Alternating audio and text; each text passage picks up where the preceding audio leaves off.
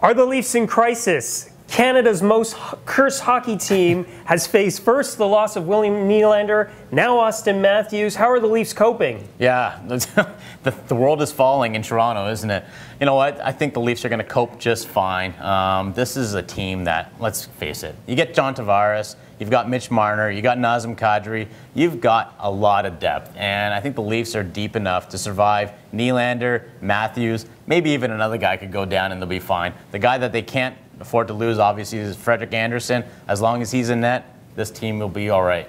Okay, who benefits the most in Austin Matthews' absence? You know what? I think Nazem Kadri is going to benefit for the simple fact that he goes from the third line to arguably the second or even first line.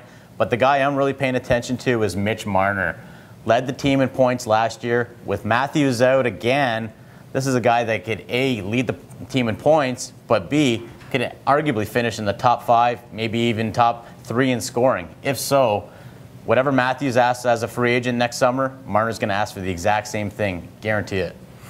So is there, Mike, is there now a lot of pressure on the Leafs to sign William Nylander? I think so. I think the pressure was already there. With Matthews out, and if this team does stumble a bit offensively, that pressure is just going to get ramped up. But let's not forget, there's a December 1st deadline for the Leafs to sign Nylander or at least get him into the NHL. If not, he can't play at all this season. So we're going to see in the coming weeks if they sign him. If not, they got to trade him. They got to do something because they can't afford to lose a prospect or an asset for the entire season. So let me ask you really quickly.